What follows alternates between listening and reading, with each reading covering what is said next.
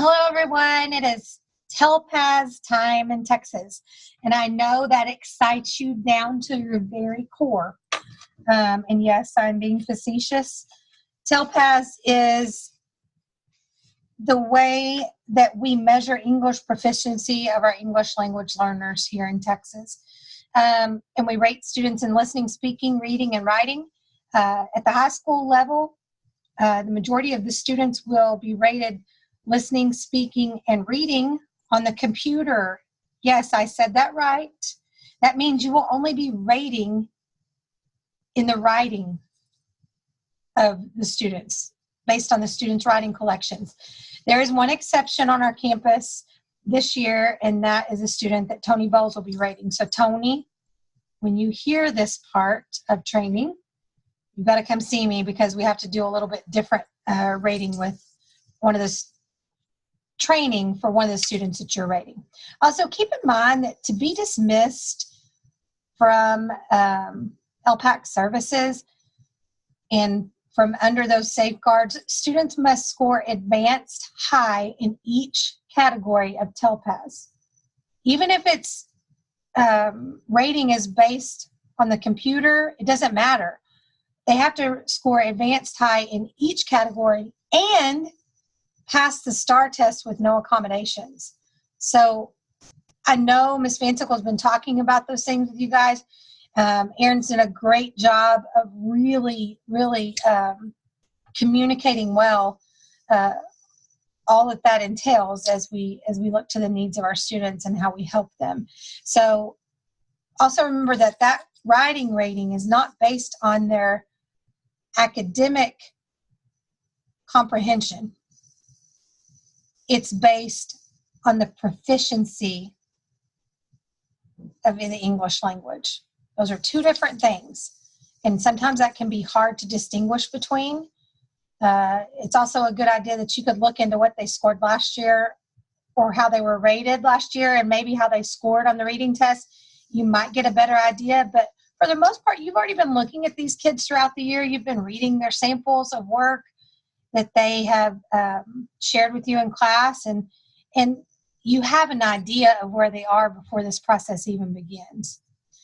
But if you have questions, always ask. Okay, there are some of the topics we're going to cover in the slideshow part of this training. We're also going to look on the Rater manual and cover some testing security stuff real briefly. Just remember, training itself does not take the place of the manual. You are responsible for the contents of the manual. This slideshow presentation was taken from the manual, so I tried to hit many highlights in here, but it doesn't take the place of your responsibility to know what's in the manual. That being said, we offer online training as a service to our staff, and we decided to continue with that this year. Mr. Samples and I had several talks about whether this has been beneficial for us or not, and we do think that it is.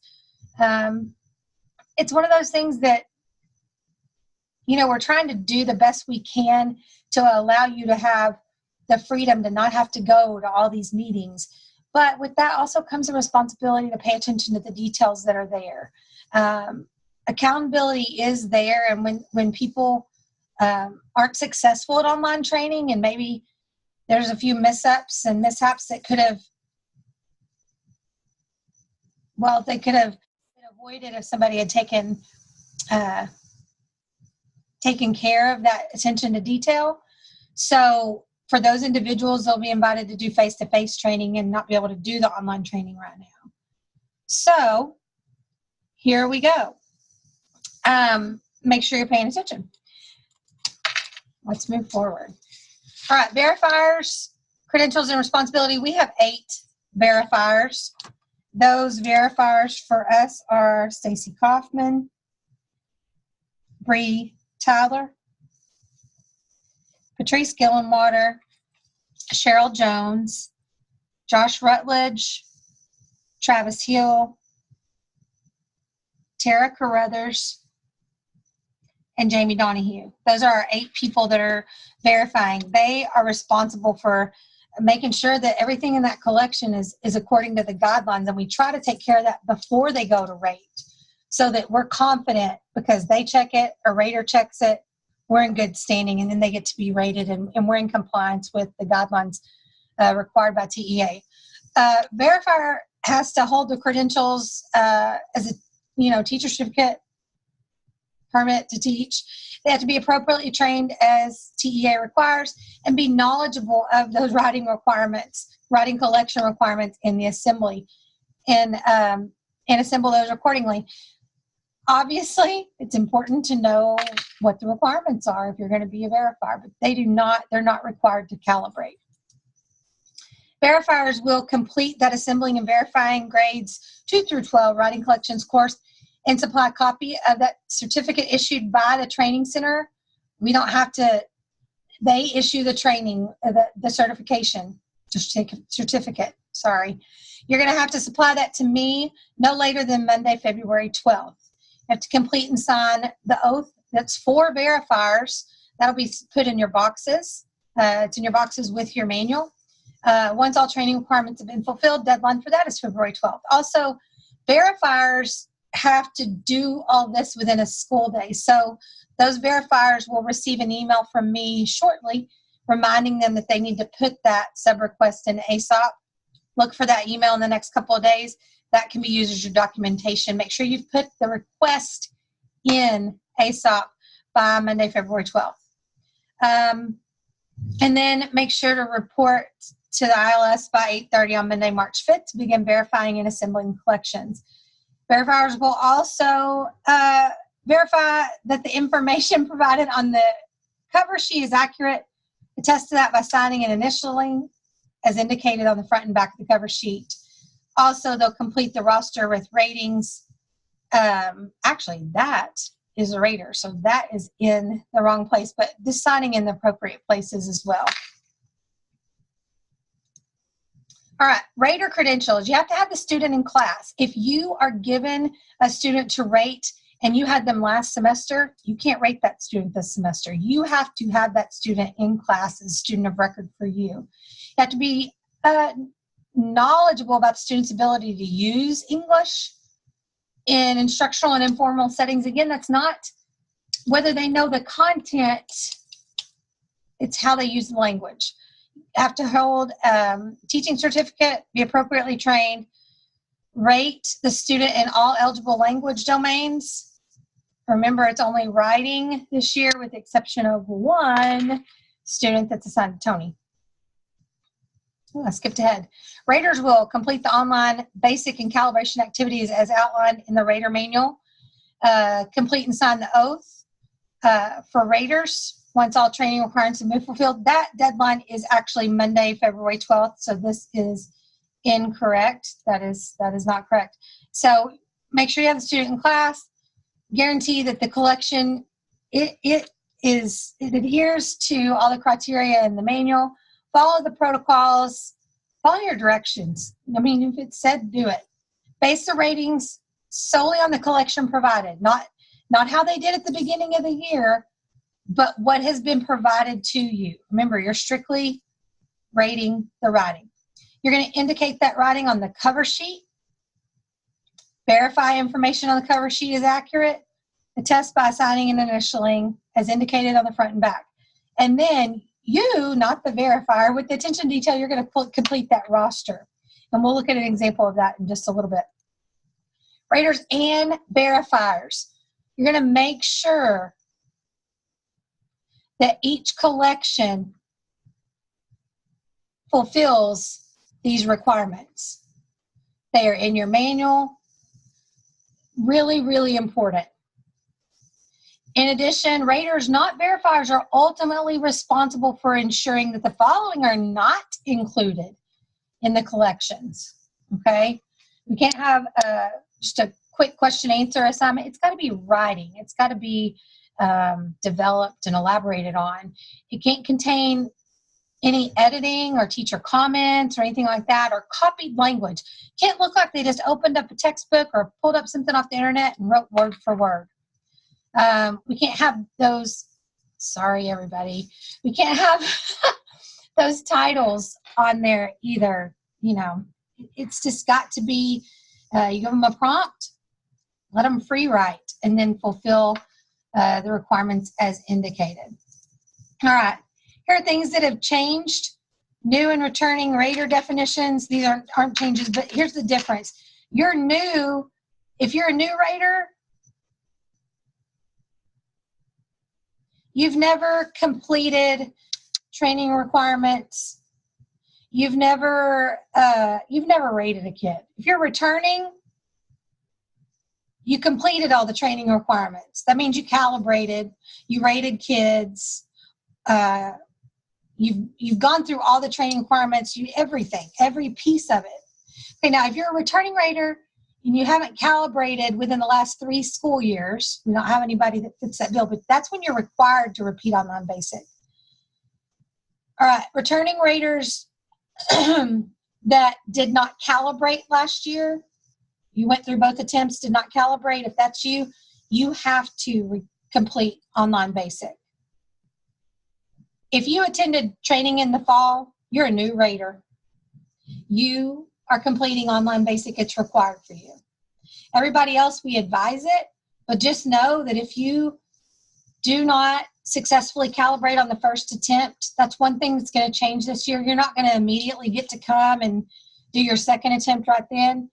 You're going to have to go and look over some things and feel more confident in some things, and we'll make an appointment for you to calibrate at that point.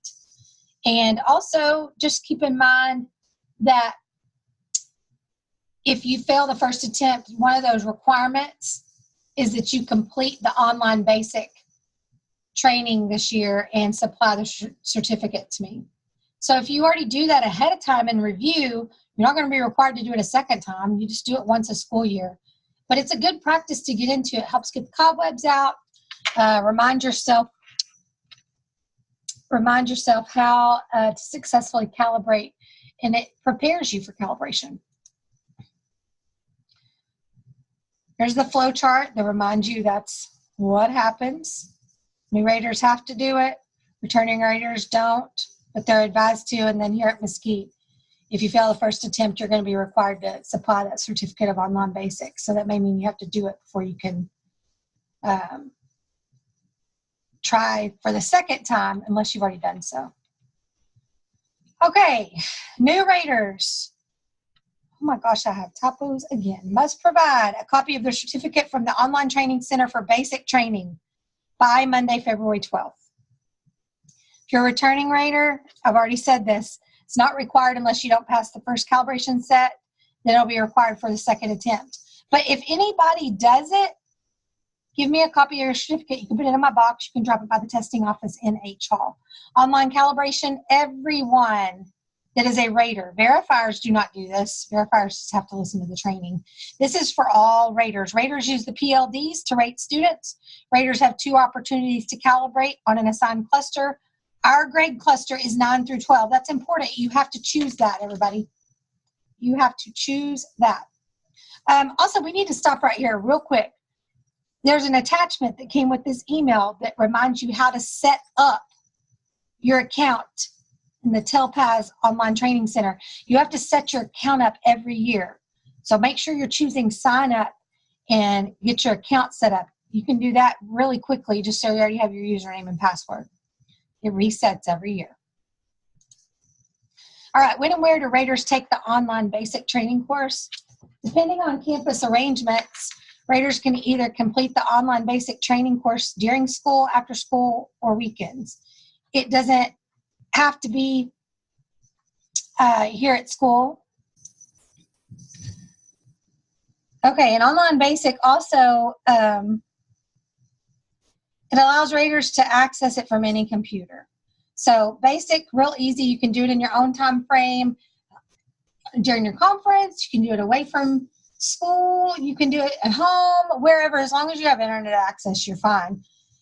Just you have to sign into the training center, and it will also give you a certificate that you can supply to me. You no longer have to do screenshots or anything like that. It produces a certificate, and it will email it to you, but I need a hard copy provided to the testing office. All right, when and where do we calibrate? New and returning raters, again, must calibrate. Remember, new raters have to do online basic first. You have to supply that certificate to me by the 12th.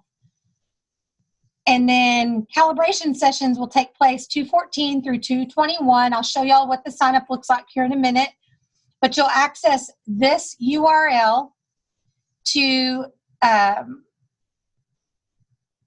get there. So let's just go ahead and click on it. Let's see if it'll let me do it here on this screen. And yes, we trust it. I created it, so we should trust it. Oh, where did it go? We'll do it a different way. You gotta love live training. This is the calibration schedule.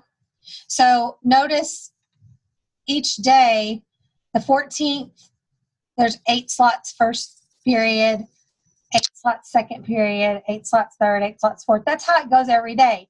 There are some things that are blacked out. District training this day, and then on Monday the 19th, that is a staff development day, and we are only having positive fun time on that day. So as most of you agreed, TELPAS doesn't necessarily align with our objectives for that day. So that's why that's blocked out. Then there's also 2 afternoon sessions. You will calibrate in the testing office. So that's where things are going to take place in here. If I can get back to where we were, I just lost my mind again. I know y'all love this so much. You know, what's life if it's not entertaining? All right, so the deadline to sign up for calibration is Monday, February 12th. Monday, February 12th. There's plenty of slots for everybody, but it's first come, first serve. You just go in and type your name in there. Come to the testing office. I'll provide you with the PLDs you need. We'll have Chromebooks here. You'll calibrate. Everybody's going to do well on the first time. It's going to be awesome. Just know it. Most raters will need 1 to 2 hours to complete a calibration set. So not to overthink it, and some people have done it in less time and been successful, but most of the time it will at least take an hour. All right, calibration is necessary because it helps ensures that raters have adequate training, including ample practice and feedback before they assess their students in the spring. It also ensures that raters clear their heads and consider only the elements of student performance included in the PLDs. Calibration also supports assessment validity and reliability and is an important part of holistically scored assessment process. Monitored calibration sessions, I have to keep a roster of the participants. This is the procedures training, so that's already taken place. Raters will be given a passcode. Those are emailed to me, so those are taken care of in the session. I give you the passcode. There's a separate passcode for a first attempt or a second attempt. I have a different passcode every single day. It's pretty secure. Raters can use their manual or a copy of the PLDs. Now, that being said, manuals were put in your boxes, and you can use those if you haven't written in them. But what we're going to do, we're going to provide you with PLDs in the testing office, and we have clean copies of the manuals. You've got to use those. If you use the PLDs and look at the language that's provided there, you will be successful on calibration. And any notes that you take, scratch paper you use, anything like that, it's just like regular old fun time testing. It has to stay in the testing office, and I have to shred that and keep that with us. It's a very secure environment. All right. Must begin with calibration with the set 1. If you're successful, certificate's issued, and then you print it and turn it in the proctor, which majority of the time will be me, and again, in the testing office in H Hall. If raters are unsuccessful on set 1, we'll be notified by the testing coordinator when a monitored session for set 2 will be held. Those will be individually scheduled. Returning raters who did not complete online basic training for the current year must do so prior to their second attempt. Oh my goodness. After completing a calibration set, raters immediately see their results and annotations explaining the correct ratings. Just know this. Those annotations, if you fail the first attempt or you're not successful at the first attempt, those annotations provide feedback that is invaluable, coaching you through the things that you need to pay attention to. Raters will again need 1 to 2 hours to complete the set, and you must finish the calibration set once you're started. You can't leave and come back to it. All right, moving on. Again, you'll be provided PLDs and your manual, a clean copy of the manual. Notes that are taken have to be discarded. How many do you have to get right? You have to get 7. There are 10 writing collections that have to be rated. You have to get 70% of the collections rated correctly to demonstrate sufficient calibration. So at Mesquite, don't worry. You still get to rate if you do not successfully calibrate, but you will be partnered with a second rater, or you will be the second rater for somebody. So everybody that is set to rate this year will rate in some form or fashion. All right, this is a copy of the PLDs that I have. It's kind of color-coded. It helps things really be broken up real well. There's also a copy of your PLDs in the rater manual. We'll look at those in just half a second.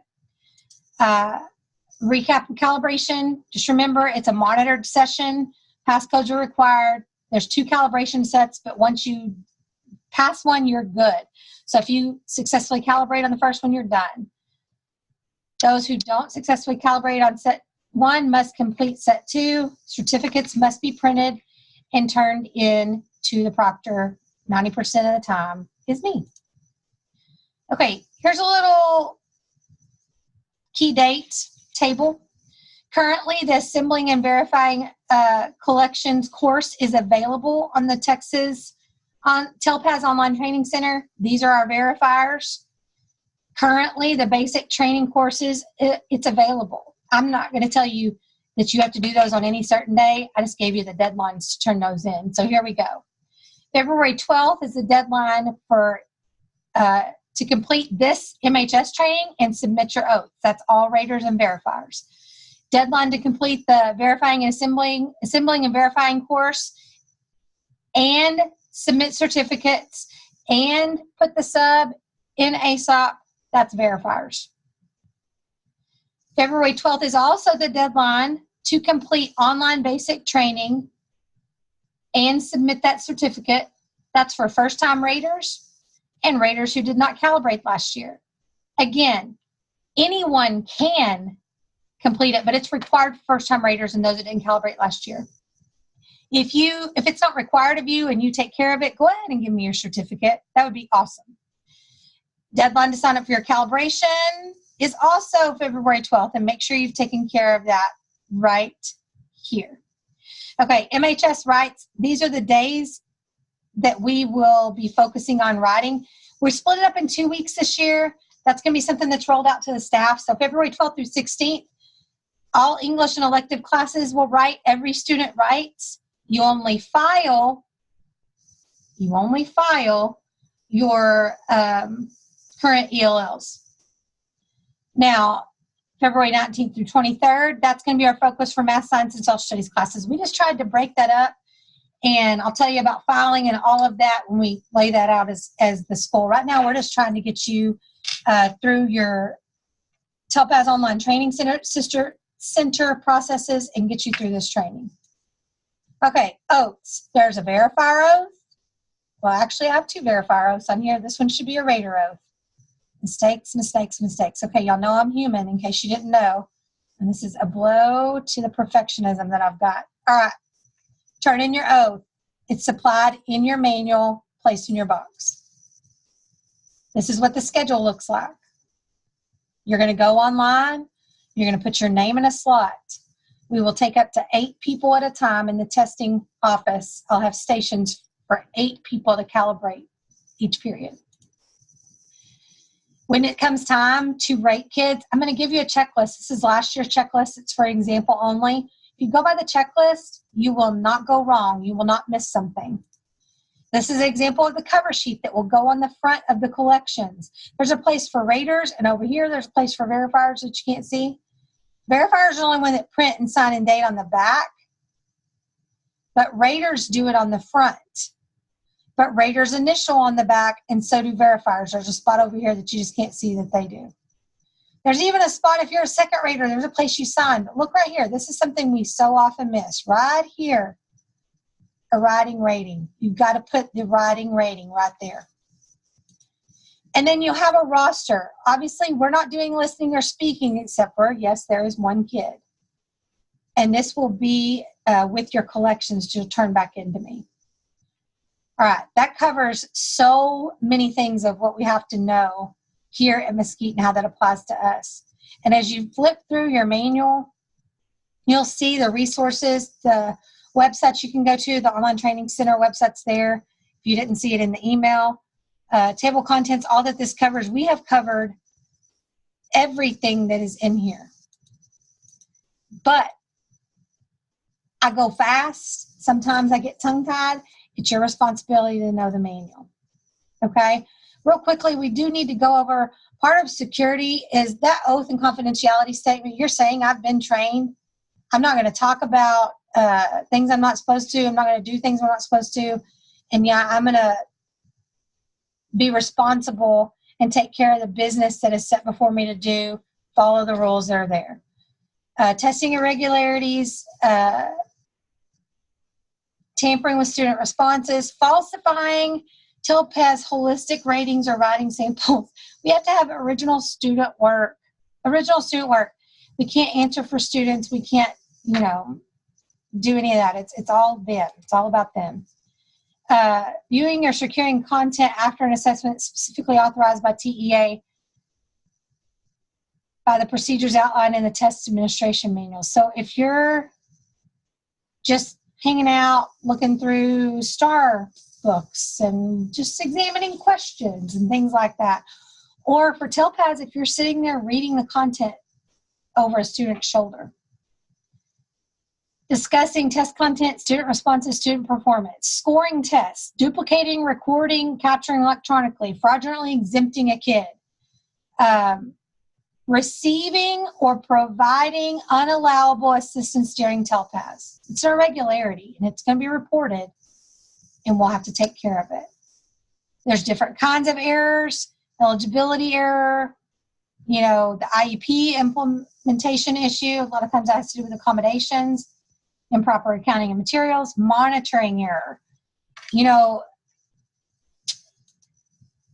procedural errors. These are to be treated once they're in a collection. Samples are treated as answer documents. So don't put them in people's boxes if you're trading off. You trade off person to person. Keep them locked up.